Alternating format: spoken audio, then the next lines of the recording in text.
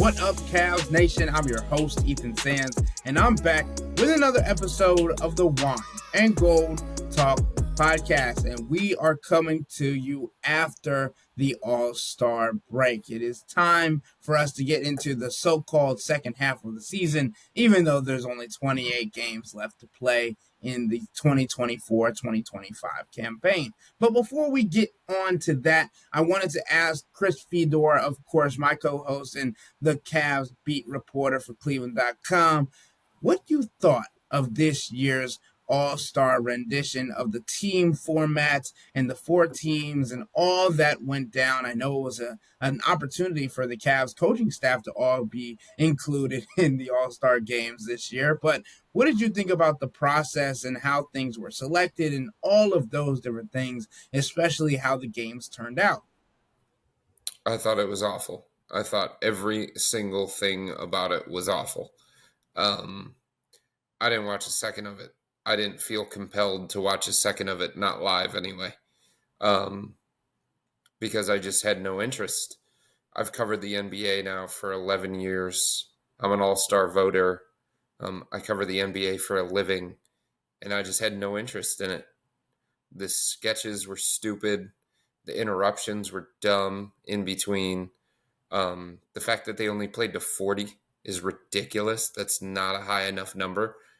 Especially when you're talking about NBA players that can make open shots so easily. They get to 40 in the snap of a finger. Like, who was the highest point total? 12, I think. Wemby had 12, maybe, something like that. So imagine being a first-time All-Star and you get this opportunity and you've been waiting your entire life for it, whether you're Evan Mobley, whether you're Jalen Williams of Oklahoma City, whoever it may be. You're so excited, you're this first-time All-Star, and you play a couple of minutes, and then the game's over because you only played 40. It's just, I don't know. It's not something that's all that appealing to me. The fact that they had the rising stars compete against actual All-Stars is stupid. They don't deserve that honor. They shouldn't be on that stage. I completely agree with Draymond Green on that point. There are guys that work their entire life to be part of All-Star Sunday. And it's different.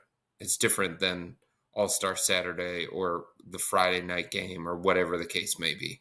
And I think you need a level of separation. And I just think, Adam Silver doesn't miss on a lot of things that often, but he cannot figure out the All-Star game. He has not been able to figure out the All-Star game. And whatever this was not the solution to it. This was not the answer to it. And I think you make an interesting point. I think Adam Silver is kind of infatuated with this idea of tournaments. We've had this conversation before about like the European soccer kind of style and how the in-season tournament has been in that style. And now the All-Star game has that kind of format as well. And also the play-in tournament falls into that category too. It's just really interesting how something that is just starting to incorporate a lot of players from overseas. Obviously, the top three players are not American born in the NBA currently, that now has been the time where Adam Silver has decided to go away from what has worked in the past, perhaps, of the All-Star game. Obviously, there are arguments where the All-Star game has never been good. But I think if you look far back enough, you can have a couple of instances where you saw guys competing, where you saw guys playing hard, when you saw guys in all of the competitions throughout the weekend where guys were doing their best to not only increase their stardom, but also just to compete at the highest level. Victor Wembanyama this year, even just in his sophomore season, is definitely one of those guys where you look to where he was mic'd up and he was like, I'm going to give it 100% all the time because that's how I was brought up and all those different things. So I definitely think it's interesting how those things have been kind of correlated together. But Chris, we're going to welcome in one of our friends of the podcast, Jimmy Watkins, and he's going to give us a little bit more insight on what he thinks can change and help fix the All-Star game, because he's a columnist and we know he has his opinions on these types of things. I know we didn't get to be in San Francisco for the All-Star game, but all of us we're watching just to see how bad it was. And obviously, as Chris mentioned earlier on, it's awful. Jimmy, what do you think about the All-Star game, the festivities, everything that goes in behind the scenes, and should Adam Silver go away from this tournament style? Because as all the European stuff may have worked in different scenarios, I think the All-Star game may be where he falls flat. I'm just laughing because Ethan said we tuned in to see how bad it was, and because hand up, I didn't tune in live. I watched it on YouTube the next day because and frankly, I only watched it because I knew we would end up talking about it on this podcast. Otherwise, why waste your time? I mean, here's the thing. Can we at least agree that we have a problem? That's where we need to start here. It seems to be that, like, everyone who wants to watch the All-Star game says, I don't like this. And then the players say, well, you guys just like complaining. Like the KD tweet about, it's more fun to complain about the NBA than it is to watch the NBA. It's like, I don't know, man. This league has a select few showcase windows. I would say opening night is something that we all know when it's happening, and we get a multitude of eyeballs on the league then because we're all excited for it to start up again, right? Christmas Day, that's kind of the NBA's day. The NFL's trying to fight back on that, but we've always had games on Christmas Day. That's an event we can all mark on the calendar. Then it's kind of All-Star in the start of the playoffs. Like this, and then we're getting into the meat of the season. Christmas Day and opening day, that's within like the first 20, 25 games of the season. Then All-Star is like kind of a lot of the world's reintroduction into the NBA after football's over. And you continuously give us gush, and like the bar is not very high. We're just asking you to try. That's it. We're asking you to put in a little, not even like 100%. Can you give us 70? I mean, Kenny Atkinson saying things after the game like, well, hey, at least it wasn't a layup line. Or guys were boxing out. What are we doing here? Like, of course, I would hope if you're playing basketball in a competitive manner that you're not allowing people to get layups. By the way, a lot of layups and dunks that were, let's say, not there were some late rotations. I'll put it that way. There were some late rotations in the All-Star game on some of these drives to the rim. So maybe Kenny and I can agree to disagree on that. I just think that there needs to be an understanding of the magnitude of this event. And I get it. Players have a lot going on during All-Star weekend. It's a heavy corporate event. Your agency has things that they want you to do over this weekend. Your brand sponsors have you, go into these parties that you probably don't want to go to. You have media obligations, extra media obligations that, and by the way, having watched a few of those All-Star press conferences, a lot of the questions suck. No disrespect to anyone who was asked them. It's just like kind of the baseline of the baseline kind of stuff. And a lot of guys get asked the same question multiple times. So I get it. There's got a lot going on. Plus, this is supposed to be their break, and they want to have a little fun in whatever city they're going to. They'd probably like to go vacation somewhere else with their families, but their vacation gets chosen for them. But like, it's supposed to be an honor.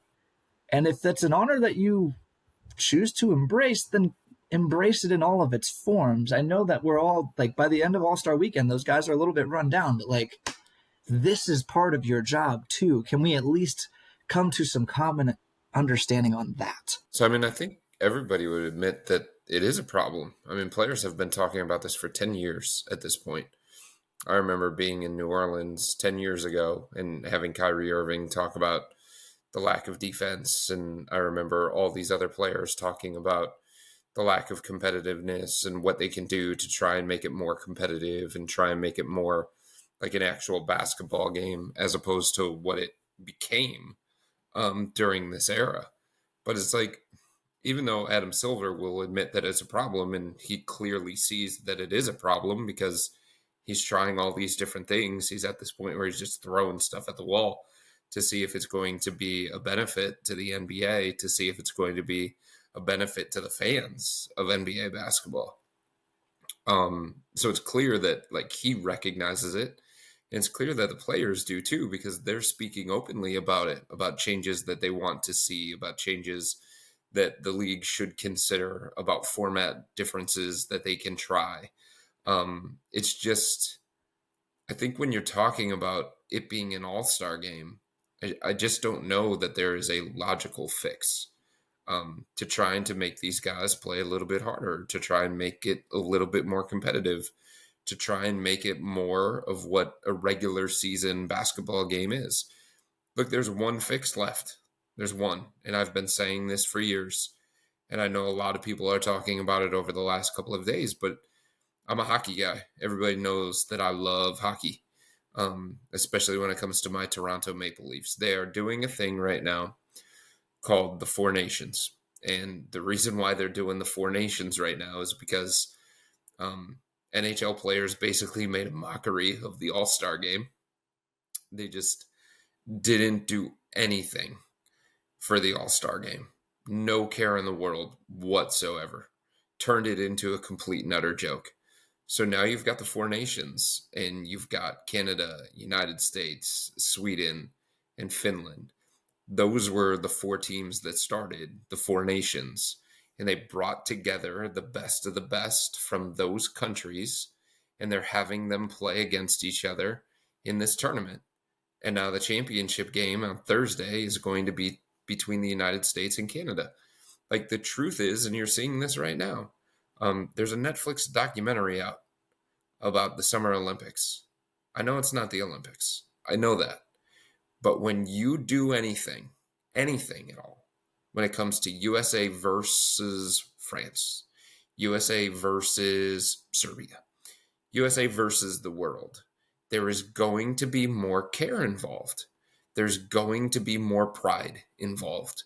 So if you take the best of the best from the United States and you pit them against the internationals, the best of the best internationally, Shea, Jokic, Giannis, keep going down the list, Wemby, right? Like, maybe you would have a harder time cutting Team USA guys, right? Like, guys that are worthy of being all-stars just wouldn't be all-stars because the depth of talent for the United States is different than the depth of talent for the international. I think international has it in terms of top-tier talent, but the overall depth of it, like, that's a little bit different. So you might have some guys from the United States that miss out because you're only picking 12 from the United States to play against 12 from an international pool. But we have seen in every sport, at every level, that when you slap USA across your chest, the care factor is going to go up. You feel like you're playing for something. You feel like you're representing your country. And there's going to be pride involved when you have the best United States players playing up against the best international players. Guys are going to play harder. Guys are going to defend more. Guys are going to care more. And it's going to increase the competition. And I'm telling you, the Four Nations, this hockey thing that they're doing, has been a smash hit. People are all over this thing. The marketing's been great. The games have been great. The coverage has been great. And I think the NBA can do a similar type format, and it would be a smash hit if everybody would be on board with it. So I think that's a great point, Chris. First and foremost, because of what I agree with you. If you slap USA on anything, then like everybody's going to play a little bit harder. But I think then it comes the difficulty. I don't even think lies in selecting the players as much because we saw it this year, right? We saw the three guys that were choosing Kenny the Jet Smith, Charles Barkley, and Shaquille O'Neal. It was weird. I'll give you that. But like they did choose Team OGs, they chose the Global Stars, and then the Young Bucks, basically. Yeah, but then they named them Team Chuck, Team Kenny, Team Shaq, and Team Candace. Like I thought, actually, they had a decent idea with divvying up the teams the way they did. But like, tell us who's who, right? Right, and like if you didn't if you weren't on social media, you didn't have any insight as to like what these players or names of the teams were called. Like there wasn't any Yeah. like work done on the actual broadcast to discuss like all of that stuff, or it wasn't done well. Let's put it that way. And sure, like that then proceeds to have the international pool of players and the USA players and all of those things. But with Steph, KD, and LeBron James like nearing retirement, obviously it's up in the air if they'll be around even to next year. I think that makes it a little bit easier because those are the three guys that we know that could vie for a spot in the All-Star game, even at the age and in the lateness into their career. Then you look over and say, the difficulty for me, I think, is are you going based on players that are born out of the United States? Or are you going based on players that, like, because obviously, again, in team, the Global Stars team, they had Donovan Mitchell, who we all know and love. Like, he is not from, his heritage is Panamanian, right? Right. But he would represent Team USA in 2028. We had that entire conversation. 2024, Yeah. he didn't make the team. Whether or not he would be an international player would not be an international player. He's played for Team USA at every single level that he's been. I think this is more obvious than people want to admit that it is. Like, just do it as they have it set up for the Olympics. And if you have any kind of debate on somebody, just allow them to choose what side they want to be on. Like, Kyrie wants to be on Team Australia for the Olympics. All right, cool. Like, if that's what you want, then you're going to be in the international pool. You can fit both, and that's the one that you're choosing on your own. But I don't think it has to go all that deep. Like, there are 3 or 4 different guys maybe that you would have some debate between international and United States. What is it, Embiid probably being one of them, and he made his choice. He chose Team USA. If Karl Anthony Towns wants to consider himself from the Dominican Republic and that's the team that he plays for internationally, then he's in the international pool. You know what I mean? So I think you just take it based on like how they have the international pool set up for Olympics, for World Cup, for those kinds of events in the summertime, and base it on that. And you can still like give all-star selections. You can still like pick, the 24 best players that you want to make the all-star game and then divvy it up from there, right? Like I would, given what we've seen over the last several years, I would venture to guess that there are some players who get chosen as all-stars who wouldn't mind skipping the game, right? Like maybe like Chris is saying, you throw a USA on the chest, now it's a huge competition. But like, I would say that like this is kind of as much as Adam Silver has tried all the different formats, and I agree that if we through USA made this a point of national pride, maybe that would help. But you know what else would help? If someone just went out there and sent it, man. Like I saw like bits and pieces of this from Victor Wembanyama in Sunday's game. Like he was running the court pretty hard, and he had one dunk in particular where he was making some pretty physical post moves, throwing some weight around. Like, what if, gasp, someone just tries hard, everyone else around is like, oh wow, we're doing this? And then they do it. Nah, it doesn't work. No, it doesn't work that way. Why not? It doesn't. What if it's, there are 10 guys. I think it doesn't work right now. Because we've seen that. Because we saw Wemby play. But we can change it because like we saw Wemby play really, really hard. Yeah, but he's not. We saw Kyrie Irving play really, really hard. I just feel like it has to be the guy. Like if LeBron comes out, I mean, obviously he didn't play on Sunday, but if he played on Sunday, came out and was gunning it, I feel like that makes a statement. Wemby is the kind of guy. I mean, Anthony Edwards said over the weekend, like, he predicted that Wemby's going to be the face of the league when people were asking Ants about that. We can have that conversation until we're blue in the face. But like, if the guy we all agree is the guy, like if Nikola Jokic, who clearly does not give a rip about the All-Star game, if he took it seriously and started embarrassing dudes, I think that might have a domino effect. Or one of these, like, again, a LeBron and Anthony Edwards, one of these not just like basketball superstars, one of these culturally relevant superstars, someone who people take their cues from and look up to, really started going, I think that could have a trickle down effect. We don't know. I mean, you could argue Kyrie's one of those guys, but like, I'm talking king of the hill type stuff. That's what I'm saying. Like, Wemby's not that guy yet. Like, you may want him to be, but he's not yet. It's LeBron. Everybody is taking cues from LeBron. How do we do this? How do we act in this situation? Like, how much effort do we give? Like, everybody's taking cues from LeBron, from Steph, and from KD. And part of what happened here over the last decade or so is that those guys set a tone that this doesn't matter, that we're not going to play hard, that we're going to showboat and not play defense and stuff like that. So, like, in a way, all three of those guys had a hand in creating what this is right now. And maybe down the road, when the torch actually gets passed to somebody, it's not Jokic yet. It's not. It's still LeBron. It's going to be LeBron until he's gone. And then once he's gone, it's still going to be Steph until he's gone. And then KD as well. Like, we're not at a point yet. Like, we can sit here and we can say that Jokic is the most talented player in the NBA, and you're right. And he's the best player in the NBA. It's not his league. Not yet. It's not Wemby's league, as much as we may want it to be.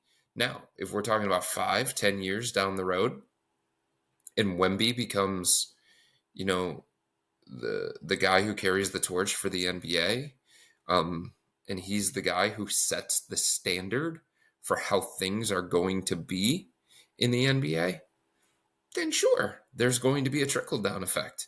And guys are going to take cues from Wemby. And they're going to say, well, you know, this is how we do it when it comes to an all-star game. This is how we should behave. This is how we should answer questions. This is how we should play. Stuff like that. But he was playing his ass off. He was. He was playing really hard. He was playing defense. He was getting down in a stance. He was blocking guys from behind as opposed to just like giving them free layups to the basket. He blocked a reverse dunk attempt. You know, he was playing hard, but like it doesn't have the same trickle down effect because he's not LeBron. He's not yet. And you can say the same thing about Kyrie. Like, Kyrie has been trying to play hard in these all-star games over the last couple of years. He was one of the first players that like was openly critical about the laughable defense. And he tried. Like, he's playing harder than most guys out there. But it's Kyrie. Like, who is Kyrie in the grand scheme of the NBA?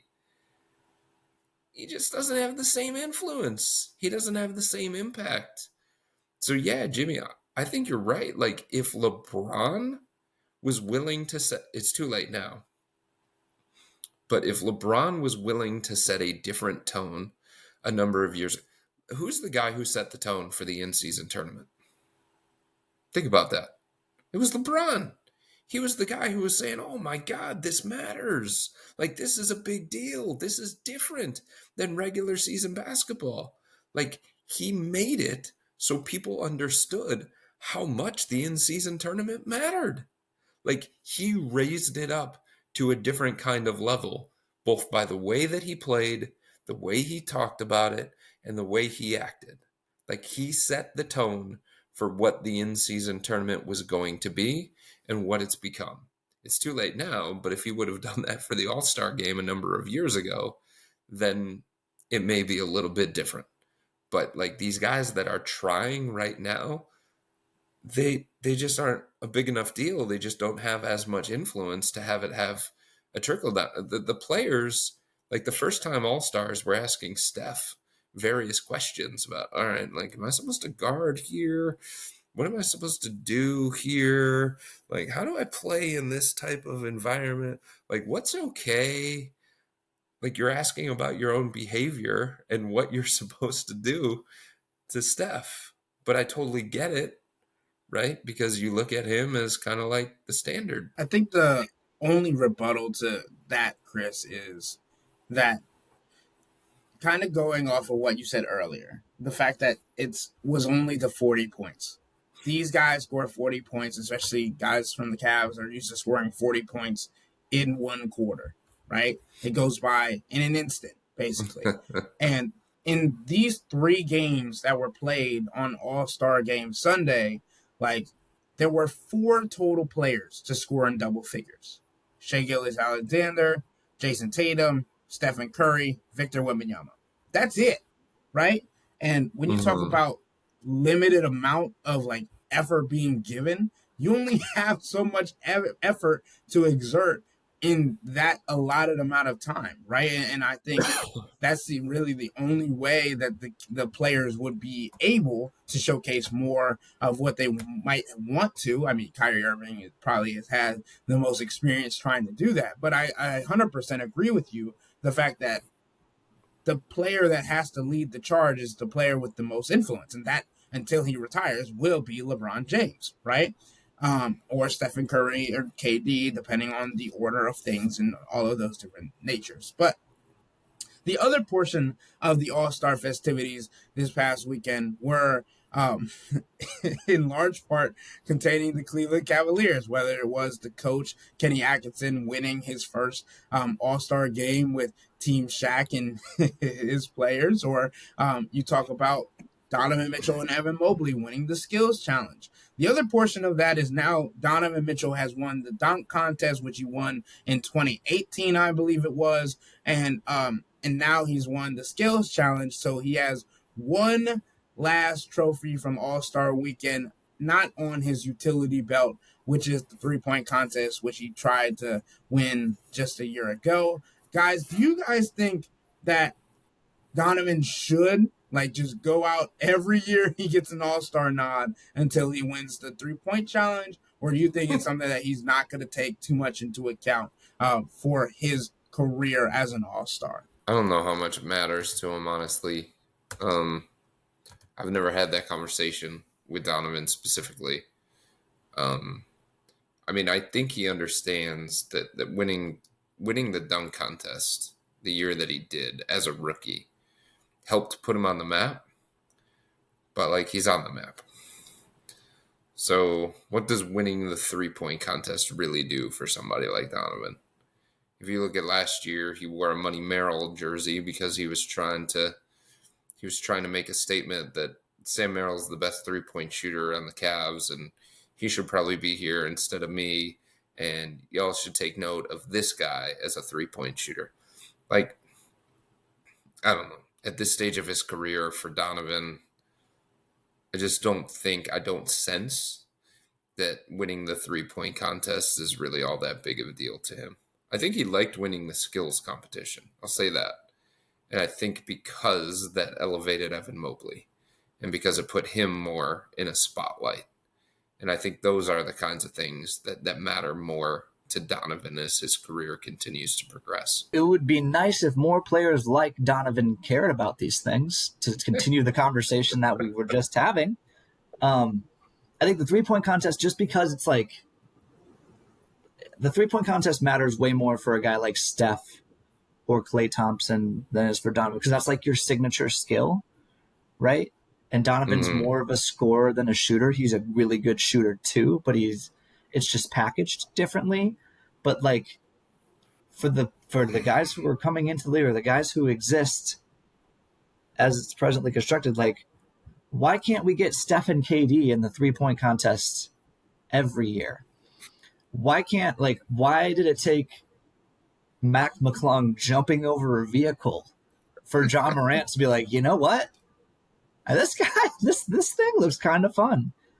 Like, why? I don't even buy. There seems to be this idea that guys are like worried about getting embarrassed, like missing dunks, or that's another narrative that's been pushed why they don't try in the All-Star game.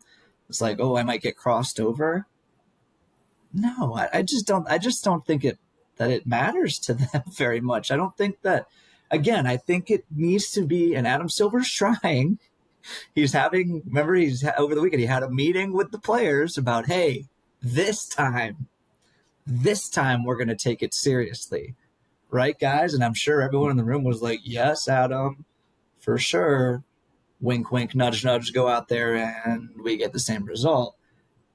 Mm-hmm. Like, does it have to be a bigger cash prize? Does there have to be maybe a Nike ad? That's something that matters to people. Like this is the kind of event we're talking about, though, right? I'm just spitballing here. It's like a star creating type of event, right? So maybe we give it a star creation type of prize, or maybe the winner gets to design their own shoe at Nike or something. Like Shea just came out with his own colorway that he designed. I'm trying. We just have to make these superstars care about being superstars during the league's superstar showcase. It's called All-Star Weekend. This is what it's for.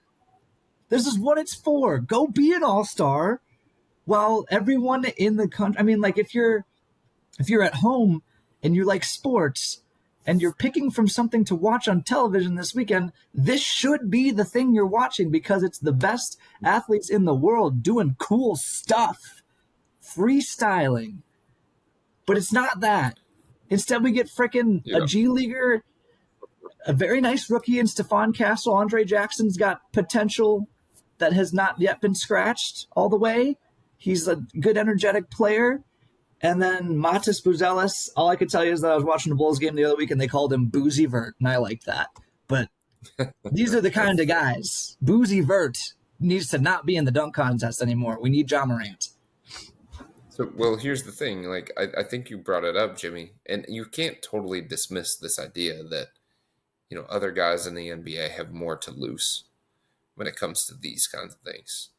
I mean, if LeBron James were to enter a dunk contest and lose to Matas Buzelis, Stephon Castle, and Andre Jackson Jr., like who, in terms of the NBA, like, is it going to be worth him to do that? And I'm not saying that he would lose, but like, you could miss dunks. You could get a bad score.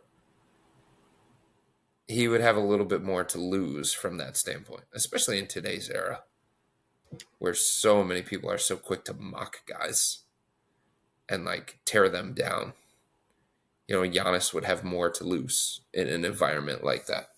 Now, if you get a field that is very, very comparable and you start to feel like, okay, we respect that guy. We respect that guy. We respect that guy. No harm in losing a dunk contest to those kinds of guys. You know what I mean? Then it becomes a different kind of conversation. So if you get Zach LaVine and Ja and Aaron Gordon and whoever else you consider like one of the greater dunkers right now, then it becomes a different kind of event for sure, but it becomes a different kind of feeling for these guys that have something at stake that could potentially lose. We could also just delete Instagram for a day and not read the comments. I mean, what are we talking about? This is look, okay, I guess these are LeBron... reputations. These are prideful dudes with big egos. Jimmy, do you cover the NBA? Yes, you do. I do. You know but who these guys are. You know what these guys think. You know how big the egos are. You know how much pride they have. They're not going to put that on the line to go up against Matas Buzelis and Stephon Castle and Andre Jackson Jr. and some of the other nobodies that have participated in the dunk contest over the last couple of years. You need consistently for multiple years high-profile guys all agreeing to do it all at the same time. So if you lose to somebody, it's not as bruising to your ego. That's the truth of this. I mean, okay, I would say there's a similar dynamic here where if you get one even star adjacent player in the dunk contest, it increases the chances that you will get other star adjacent players in the dunk contest. The fact that Boozy Vert is in the dunk contest is a byproduct of the fact that everyone else said frickin' no. Okay, that's right. You don't have to worry about dunking against Boozy Vert if you say yes to the dunk contest. I promise they will find you a better field. And I guess I just like we're all just LeBron hiding the Jordan Crawford tape of you getting dunked on at the Nike camp. I understand they're prideful and they have big egos, but I would imagine that the best players in the world who have been the best player at every single level that they've been at, probably won a few dunk contests along the way as well, could stand to lose one against, like, What does that not also come, all this pride and ego, does that not also come with a sense of self-assurance? Should those things not go hand in hand? what does Giannis gain by winning a dunk contest? So At here's this my stage of his career, what does he gain? Like, so Zach LaVine needed that. Like, true. that became who Zach LaVine was, right? Aaron Gordon, in a way, he needed that. That became who he was. What does Giannis gain from winning a dunk contest? Seriously. It's What not does a he feather. gain? It's not a feather in MJ's cap that he beat Dominique in a dunk contest, The dunk contest was different back then. because MJ was in it. That's right. The view of it was different from the very beginning. Like, the view of it when Kobe was around was very, very different. It was a point of pride for some of these other guys. Like, it hasn't been that for years. And, like, it's going to take years to get back to that, if it ever does get back to that. And if the feeling around the dunk contest and the belief of what it stands for and how it elevates you and what it means to your resume, if that gets to that point again, then you better believe that these star guys will get into it. But as of right now, what do they gain? Like, it's looked at as a joke. My favorite part about this entire argument is Chris is battling a cold and is trying so hard not to scream because he doesn't want to lose more of his voice, while Jimmy is just in his microphone, literally almost eating it, even though it's his entire computer. But my two things on this topic: one, while I was watching the dunk contest this past weekend with some friends, I was so assured that it was going to be between Andre Jackson Jr. and Mac McClung, because I was just like, Andre Jackson Jr. is above the rim almost every time he touches a basketball when he's on the floor in regular season games, and then he like underperformed, like to the point where my friends were like asking for money and there was no bets involved. Like, they were like, I want my money back from watching that, and we didn't pay for anything to watch the show, right?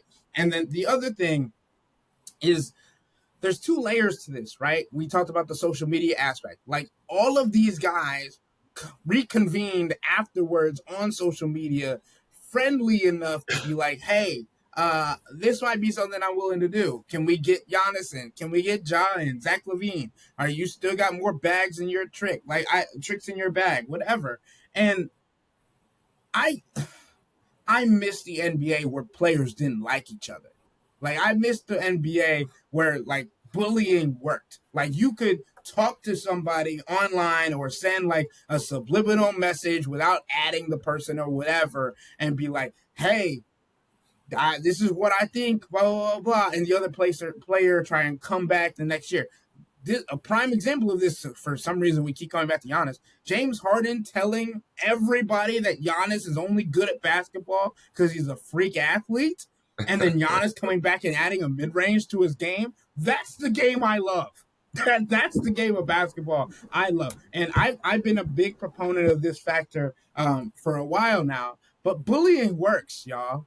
Bullying works. As bad as it may be for some people's self-esteem, bullying works. If you say something and it hurts somebody's feeling, they have one of two options: crumble or improve to the point where they can make that statement not true. Jimmy, go ahead.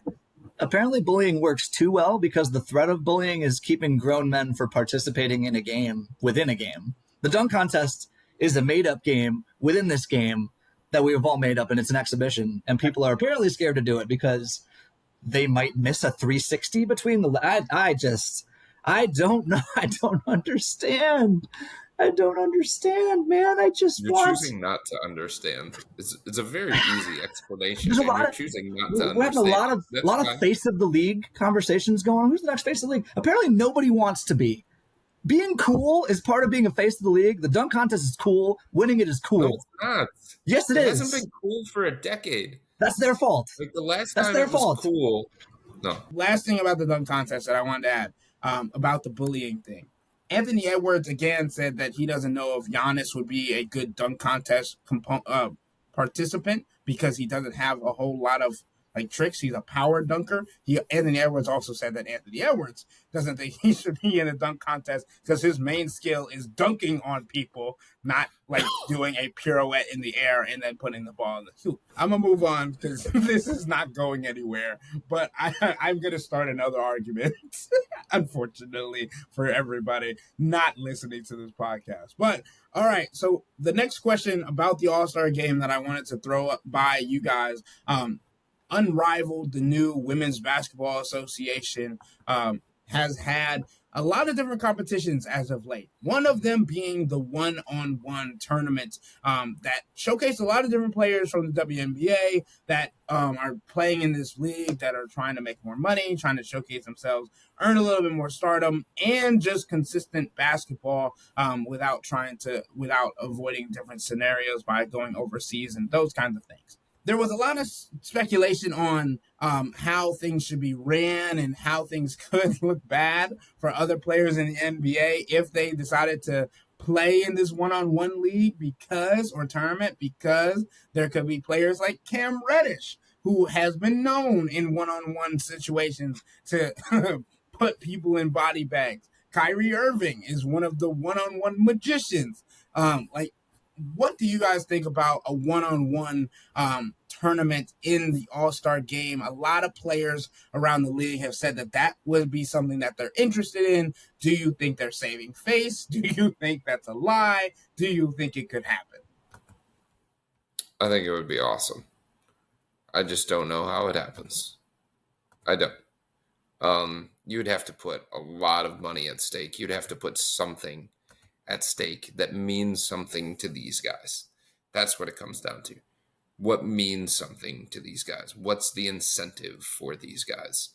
If you ask all of them, it doesn't mean much to win the All-Star game. The honor for them is being an All-Star.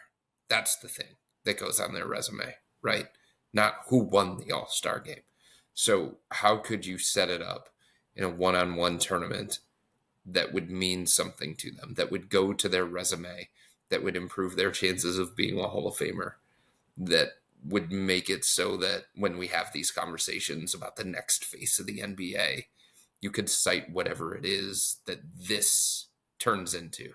I would also put a lot of money on Jason Tatum because I think he would be awesome in a one-on-one situation. I think Jokic would be great for all the things that you want to say about him. Like, good luck trying to defend that guy. But I think it would be fantastic. It's something that I've talked about in the past. I've written about it in the past. There would have to be a level of buy-in from the most important players in the league, and there would have to be something at stake that would matter greatly to these guys in an era of rings culture. Yeah, it's cool, but it's kind of a circular conversation. We need the good players to care. And we need them to be willing. We need them to not be scared. I guess that's what we're saying. It's different if you put the best players against the best players. Yeah, but so maybe it's just the All-Star field.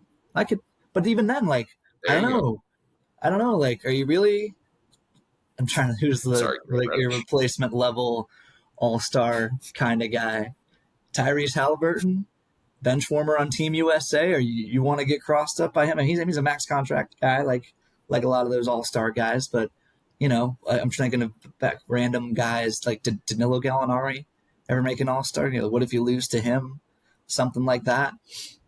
I don't know. I'm just thinking back the WNBA players looking to increase their profile competed in a competition that differentiated themselves from other players, and it worked.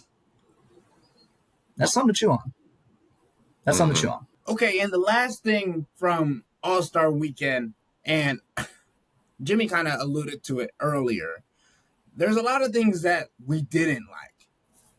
Arguably, the biggest one was the reporting being done, just because there were filler questions or people asking about feature stories or nothing really being I mean, look, at big events, you get a wide swath of people coming to this thing. correct. So I think the good reporting happens away from the YouTube cameras, right? At these sorts of events. Let's acknowledge that. But like from the press conferences that I watched, yes, a lot of cringe, a lot of Darius Garland being asked about 5 times what he liked about the new format. And he tried to figure out 3 different ways to say, yeah, we started to pick it up a little bit after we got to 20 and we were getting up and down. And boy, that went a little quicker than we thought. Ha ha ha. My least favorite one was somebody asking Donovan Mitchell that he knew that LeBron James was the sunshine or something of that. Like I didn't understand what was going on. Like anyway, The other thing is the NBA needs to decide who are they trying to reach. Like, what audience do they care about the most? Because what time did that game start? I mean, it was so late at night. Then they had stoppages. Then they had to wait for the other game. Then you had more stoppages. Then you had more nonsense in between. Then you had to wait for the other game. And it's like, who are you appealing to? Like, who are you trying to reach? Like, who are you trying to make this fun for? Because I think they've lost a sense of, I don't want to say care. Maybe care is the right word. I think they've lost a sense of care about the true NBA fan. Because, like, there's this feeling of, well, we have you. We have you. And we're not going to lose you. So can we get TikTok? Can we get 17-year-olds or something like that? How do we appeal to them? Oh, do things other than basketball. You know what I mean? So it's like, yeah, I get that you want to expand and I get that you want to reach a different audience because like the younger generation of fan matters when it comes to the game continuing to evolve and you want them to follow along as they get older and older and older. But you cannot ignore and disrespect and just not give a crap about your actual audience, about the people that have cared for years about your product and supported your product for years. And those people didn't want what happened this weekend. And those people probably wanted to go to bed by the time the frickin' thing started. Going back to the reporting questions, because I agree with you, Chris, and I think the one thing that everybody wants to know is where is this league going? And that's kind of been the topic of what we've talked about a lot on this podcast in particular is who's going to be the next person to carry the torch of whoever, of LeBron, KD, and Stephen Curry. And a reporter asked Evan Mobley who he thinks is going to be the next or best player in the league in the next 5 years. And he said, maybe me and Victor Wembanyama. Like, and for a guy who came into the season still very much conserved, like, and very much to himself, for him to, on arguably the biggest stages he's been on throughout his career outside of playoffs, and say that he believes he can be one of the best, if not the best player in the NBA in just the next 5 years, showcases not only how he's coming out of his shell, but how his evolution has helped him believe in himself to think that he can be to that level. And this is me kind of getting it into the Cavs conversation as we wrap up the first half of the NBA season going into the second half of the NBA season. And again, we've had this conversation at length about Evan Mobley and how important he is to the Cavs and how important he is just in getting them to the Eastern Conference Finals and even to the NBA Finals, as they continued to mention it. And Donovan Mitchell even said after winning the skills competition, the skills challenge, that maybe that's foreshadowing for another trophy that they'll win later in the year, right?